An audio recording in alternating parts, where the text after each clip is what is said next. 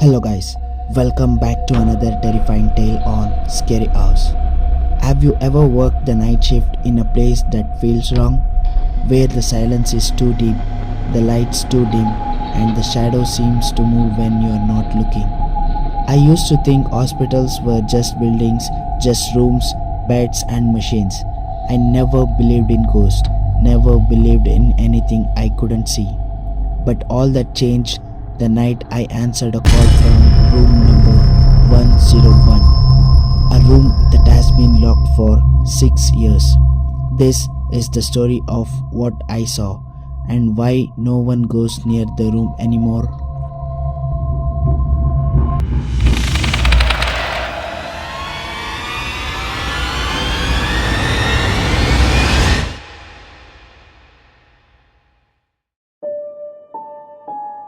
I still remember that night. I was doing the night shift at Southwest Hospital, a small place outside town. The halls were quiet, the lights dim, and most patients were asleep. I was new, just 2 weeks into the job as a nurse. I did not believe in ghosts, not until that night. Exactly 2 am. The call light from room number 101 blinked on. There was just one problem. Room number 101 had been closed for over 6 years. I looked at the screen again. It was clearly marked 101, patient call. Maybe it was a glitch. Still, something did not feel right.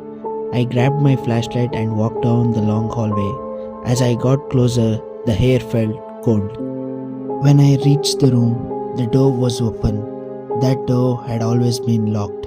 Inside, the room was dark. The only light came from the hallway behind me. I stepped inside and shined the flashlight. The bed was made, the monitor unplugged, but then I saw someone sitting on the bed. It was a woman, pale skin, thin, wearing an old hospital gown. "Are you okay?" I just asked her. She looked at me, eyes wide, lips trembling. "He won't let me leave," she whispered. She pointed to the ceiling. I looked up. There was nothing. When I looked back to her, she was gone. The bed was empty. I backed away slowly and ran out, heart pounding. I told the head nurse, Mr. Jack. He looked serious. "You saw her?" he asked me. "What did she say?" I told him exactly what she said. He nodded slowly. "That's Emily. She died in the hospital 6 years ago. Heart surgery gone wrong. She was scared. Said someone was watching her. Said someone was in the vents above her bed. She died during the night shift. Her last words were, 'He won't let me leave.'" I didn't know what to say. I went back to my station. That night, the call light blinked again. Room number 101. Again and again. Each time I went, I saw her. Each time she said the same thing. "He won't let me leave." One night I saw something else. I tried ignoring it, but the lights would keep blinking until I went. One night I brought a colleague with me. Big guy, ex-military. Said ghosts were for fairy tales. He walked into 101 ahead of me, joking. Then he stopped. I saw him freeze, eyes locked on something in the corner of the ceiling. I stepped in behind him and looked up. There was it, hunched in the corner above the bed, a figure pale, too long, too thin, with arms like ropes and glowing eyes that did not blink. Its head tilted unnaturally and it was watching us. Then it moved. With a horrible cracking sound, like bones twisting, it crawled backward into the vent fast. We screamed and ran from the room. We never came back to work after that.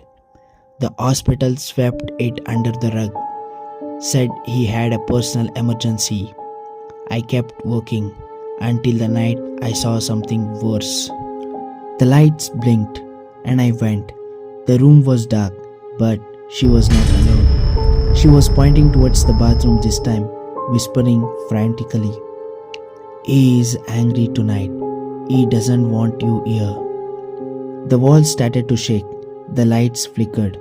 I heard scraping inside the walls like nails dragging through metal. The ceiling went groaned. Then it burst open. Something dropped halfway through. Long fingers. Too many joints. Something hissed. I felt it looking at me, but I couldn't see its face. I ran, didn't look back. I quit the next morning. A few weeks later, I got a message from a friend who still worked there. A new nurse had gone into 101. The lights had blinked. They never found her. Now, no one goes into room number 101, not even a security, if the lights blinks. They shut off the panel, pretend it did not happen. She is still waiting, still whispering, "He won't let me leave." Some rooms are locked for a reason. Curiosity can be deadly, and not every door should be opened. What would you have done if you saw the call light from room 101 turn on? Do you believe hospitals can trap the spirits of the dead? Comment on if you dare. If you enjoyed this story, don't forget to like, share, and comment.